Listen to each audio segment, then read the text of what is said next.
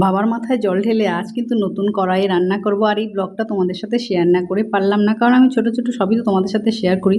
তো যাই হোক, প্রথমে ঈশ্বরের আরাধনা করলাম, ঈশ্বর সকলের মঙ্গল করুক। তো পুজো সেরে কিন্তু আমি চলে এসেছি কিচেনে। আর আমার বর আমায় একটা কদিন আগেই কড়াই গিফট করেছে। হয়তো বলবে কড়াই তো সবার ঘরেই থাকে, তো হঠাৎ করে একদিন নিয়ে এসেছিলো, তোমাদের আমি শর্ট ভিডিওতে দিয়েছিলাম। তো সেটাতে রান্না করব। তো আজকে তো সোমবার, সেই জন্য আমি খাবো নিরামিষ। আর ওদের জন্য কিন্তু আমি সকালবেলা মাছ রান্না করে দিয়ে তারপর স্নান টান সেরে পূজা করেছি। এবার আমি নিজের জন্য নিরামিষ রান্না করব, সেই জন্যই আজকে নতুন কড়াইটা ব্যবহার করব ইন্ডাকশানে।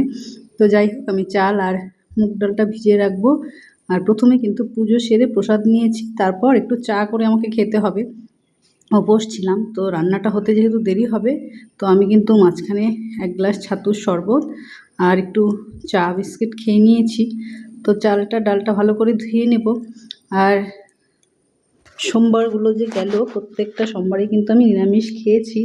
আর সবার জন্য নিরামিষ রান্না করতে গেলে বারবার করে না মাঝামাঝি খুব অসুবিধা হয়, যেহেতু আমাকে একাই সব করতে হয়। সেই জন্য আজকে ভেবেছি ওদেরটা আগে রান্না করে দেব, আর আমার জন্য কিছু একটা করে নেব। তো যাই হোক, ফ্রিজে ছিল পটল, আর ওই নিরামিষভাবে আলাদা করে অন্য কিছুই রান্না করিনি। পটলগুলো বের করে নিয়েছি, দেখি কি করা যায়।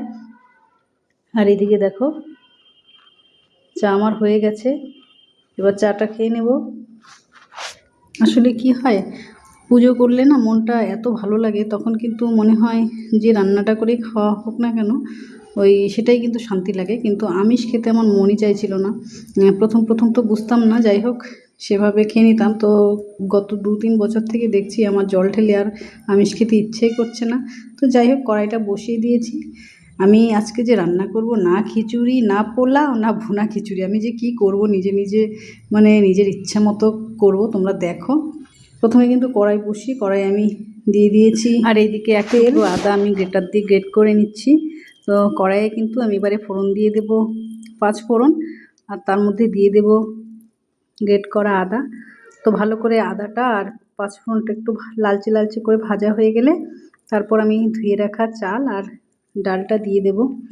তো রান্নাবান্না যাই করি না কেন সবই তোমাদের সাথে শেয়ার করি, কারণ ভালো মন্দ রান্না তো অনেক দেখায়, কিন্তু সেই রান্নাগুলো কিন্তু সবসময় দেখানো হয় না, কারণ আমরা প্রত্যেকের বাড়িতেই কিন্তু প্রতিদিনই মাছ মাংস খাওয়া হয় না, সে যে যাই বলুক। তো আমি যা করি আমার রুটিন অনুযায়ী আমি সেটাই কিন্তু তোমাদের সাথে শেয়ার করি, আর এটা আমার ভালো লাগে। তো যাই হোক, একটু ভালো করে কষিয়ে নিয়েছি, আর এর মধ্যে দিয়ে দিয়েছি আমি কাজু, কিশমিশ, কাঁচা লঙ্কা চেরা, আর দিয়ে দিলাম আমি 4-5 চামচ ঘি। সামান্য পরিমাণে একটু চিনি দেবো, নিরামিষ তো মিষ্টি মিষ্টি হলে একটু ভালো লাগে। তো ভালো করে নেড়ে চেড়ে নেব।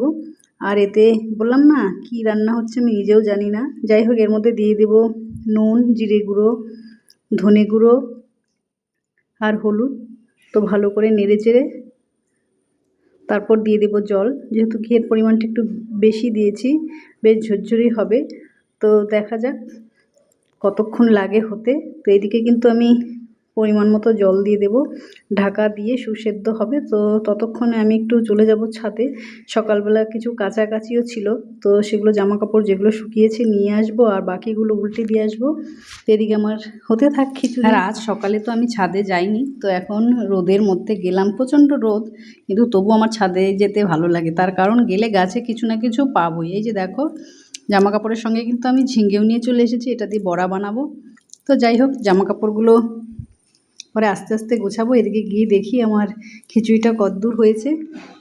এই যে ঢাকা খুলে দিলাম, দেখো এখনও ভালো করে ফোটেইনি। আর ইন্ডাকশানে কিন্তু পাওয়ারটা বেশি দিলেও বেশি উতলে যায়, আবার কম করে দিলে হতে চায় না। তো আজ আমি প্রথমবার এই কড়াইটাতে রান্না করছি। আর এদিকে পটলগুলো ভালো করে ছুলে নিয়েছি, এতে আমি নুন, হলুদ আর চিনি মেখে রেখে দেবো কিছুক্ষণ, পরে ভাজবো। আর পটল ভাজা বলো আর যে কোনো ভাজাতে চিনি দিলে কিন্তু ভাজাটা বেশ সফট হয়, এটা আমি আমার শাশুড়ি মাকে দেখেছি। আর এদিকে আমার খিচুড়িটাও হয়ে গেছে, একটু লবণটা চেক করে নেব। একটু গরম মশলা দিয়ে কিন্তু আমি নামিয়ে নিয়েছি। এবার পটলগুলো ভেজে নেব। অন্য কড়াইয়ে বসিয়ে দিয়েছি পটলগুলো, এটা গ্যাসে বসিয়েছি, কারণ অনেক সময় লাগে আমার খিচুড়ি রান্না করতে করতে। আজকে অনেকটা টাইম চলে গেছে, আর প্রচণ্ড খিদেও পেয়েছে। এই যে দেখো, পটল ভাজাগুলো হয়ে গেছে, নামিয়ে নেব। এবার চলো, গরম গরম যেটাই বলো না কেন তোমরা, এটা একটা নাম দিয়ে দিও, ভুনা খিচুড়ি না খিচুড়ি না কি পোলাও জানি না, সব কিছু দিয়ে আর কি নিজের মতো করে নিয়েছি। তো এই যে দেখো পটল ভাজাও নিয়ে নিলাম, তবে সাথে একটু পাঁপড়ও নিয়ে নিব, খালি খালি তো আর খেতে ভালো লাগবে না। অন্য কিছু আর রান্না করলাম না, আসলে উপোস থাকার পর পুজো দিয়ে সমস্ত কাজ সেরে না গরমে আর রান্না করতে ভালো লাগে না, তবু এই রান্নাটা করেছি। তোমরা কে কে আজকে পঞ্চম সোমবার জল ঢেলেছো জানিও। তো আমি এখন খেতে বসে যাব, প্রচণ্ড খিদে পেয়েছে সবাইকে এত